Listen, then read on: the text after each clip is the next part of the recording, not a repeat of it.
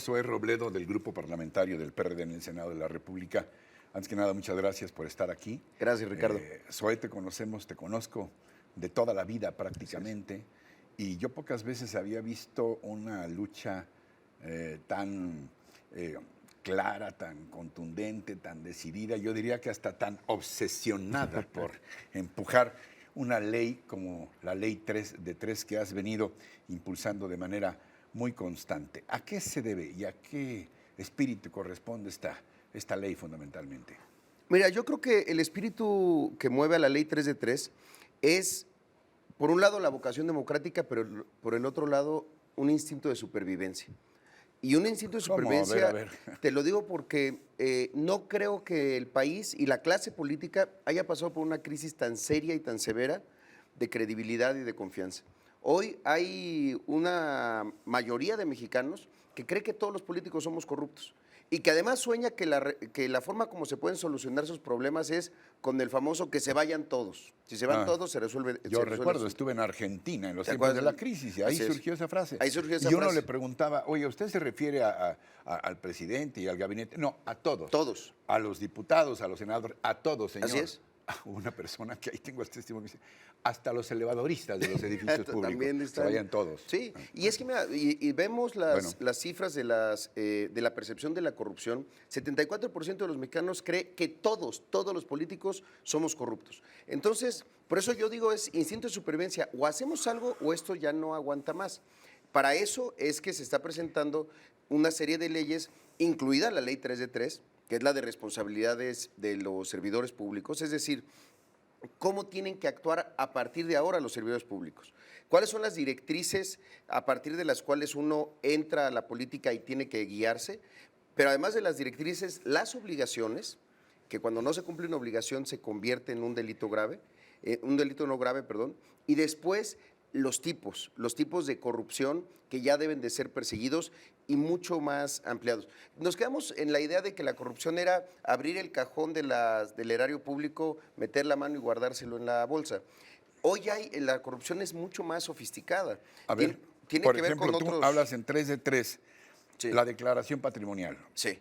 ¿Por qué es fundamental? Son las tres declaraciones. La patrimonial es ¿qué tenemos? ¿Con cuánto llegamos a la política y con cuánto nos vamos? Es una forma de demostrarle a la gente que incluso políticos que tuvieran actividades previas a la política que les generaban ingresos, pues que puedan comprobar que esos ingresos son bien habidos. Por un problema muy grande.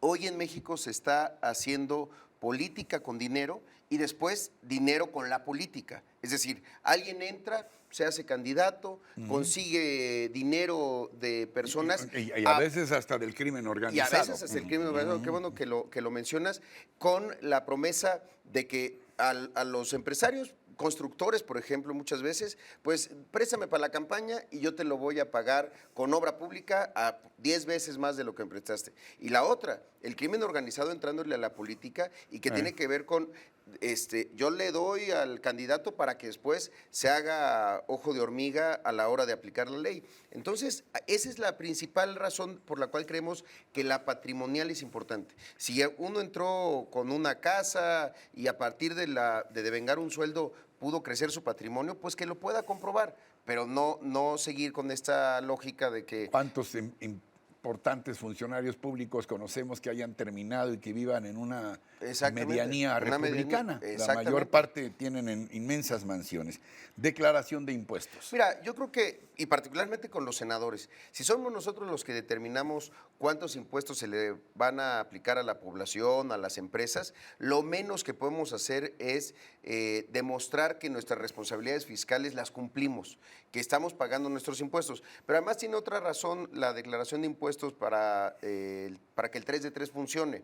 Si uno declara cierto patrimonio, pues tiene que empatar con los impuestos que pagó por ese patrimonio. Es decir, incluso hasta las herencias, las donaciones, pues pagan impuestos, porque también es muy común ver eso, ¿no? Decir, oye, tengo 10 ranchos y me los heredaron un tío lejano que era muy rico y que me quería mucho.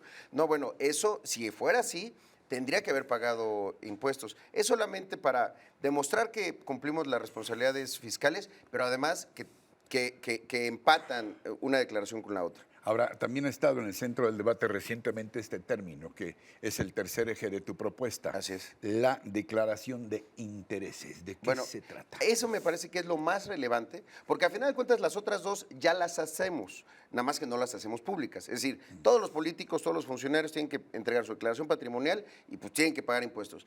La de intereses, a pesar de que estaba en la ley, nadie lo hacía porque nadie sabía cómo era realmente una declaración de intereses. Una declaración de intereses de lo que habla es de tu entorno familiar, personal, incluso profesional. Es decir, una persona pues, que trabajó durante muchos años en un sector de la economía y después está en un cargo de representación popular o como funcionario, pues tiene que demostrar que jamás los intereses de ese sector económico del cual estuvo relacionado e hizo relaciones se imponen a los intereses públicos o que puedan modificar su opinión o modificar su conducta frente a un posible conflicto. Los intereses no es... si yo soy dueño de una cadena de papelerías y tengo un cargo de compra de artículos escolares en la Secretaría de Educación Pública, ¿no? Exactamente. Faltaba más. Y hay que decirlo, los intereses no son delito.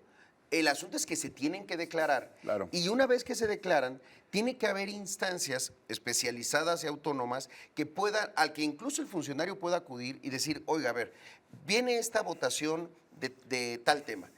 Yo estoy preocupado porque no sé si estoy en conflicto de interés y no quiero entrar en conflicto de interés. Y muchas veces la solución es, pues no participe usted en esta discusión o no participe, excúsese de votar.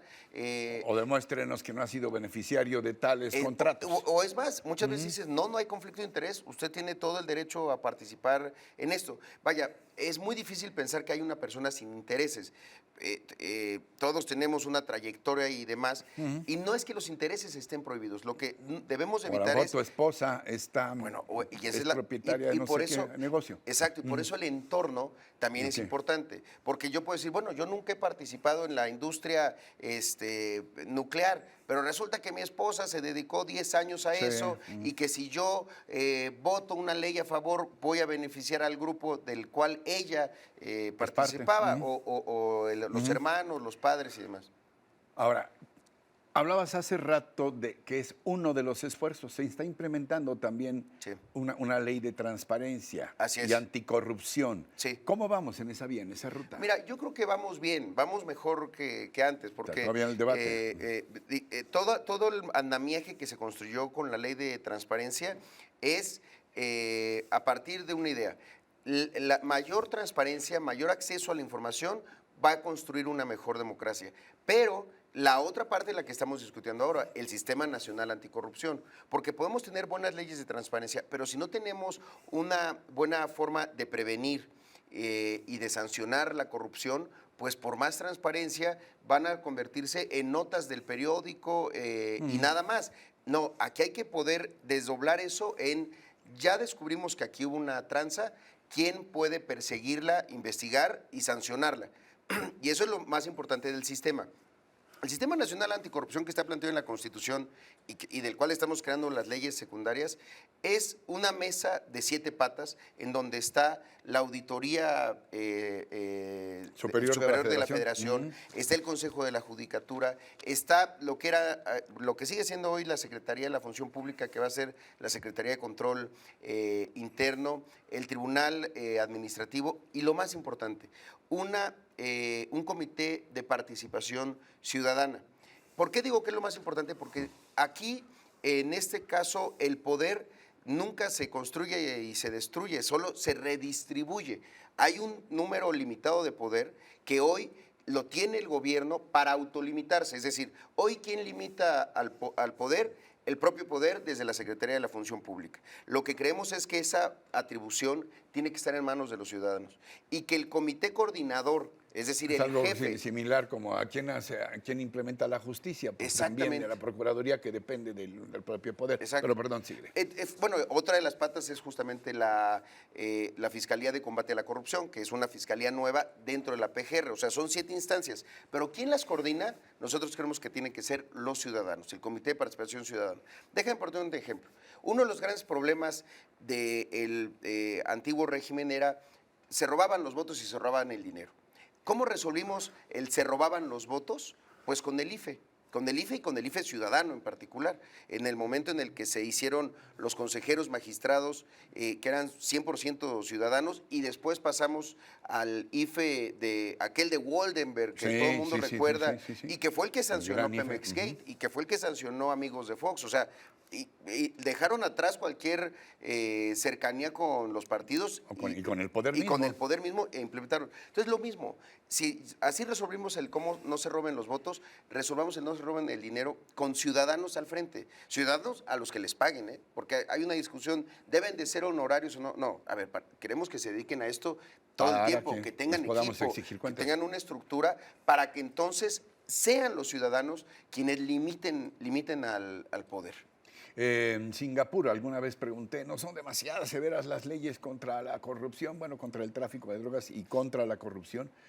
Y me dijeron, es que la corrupción no se puede medir en números, en un papel que diga que fulanito funcionario tiene X cantidad de millones en el banco. Debemos medirla con la cantidad de escuelas que se ha robado, la cantidad de camas de hospital que ese señor se llevó a otro lado y que hacen falta en nuestro país.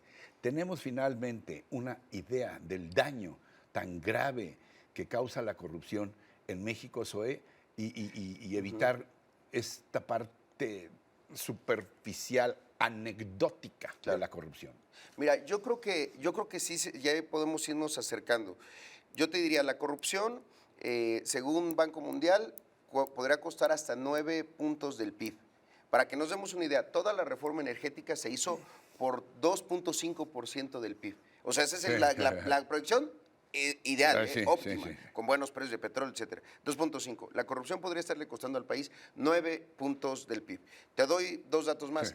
25% del gasto de las empresas, dicho por las empresas mismas, Mary Lynch y otras han hecho cálculos, 25% ya se lo están destinando para actos de corrupción, sobornos, cuando vienen a invertir a México. Es decir, todo el mundo dice, la inversión extranjera directa... Uno de cada $4 es para pagar cochupos. Entonces, ¿vas a invertir en México? Pues ya prepárate. Vete preparando. Y te voy a dar una cifra todavía más drástica, más dura y más dolorosa. 43 estudiantes desaparecidos, porque eso fue un acto de corrupción.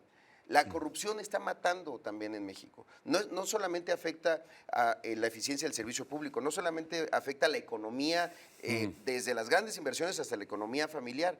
La cantidad de dinero que le tiene que invertir una familia de clase media a sobornos, a trámites, desde darle una lana al profe en la escuela para que entre el niño, o nos es ahoga, enorme. ¿no? También a todos, porque sirve para pasar la verificación.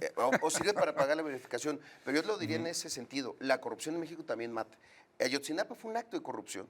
Fue un acto de corrupción en el momento que fuerzas del Estado se pusieron al servicio del crimen organizado. Esa es corrupción también. Entonces, de verdad, no ha habido un problema que sea tan transversal que afecte todos los espacios públicos y sobre todo... O sea, económica y moralmente. Y afecte la confianza entre los mexicanos. La parte moral. Zoé, nos queda medio minuto, algo más que quieras puntualizar.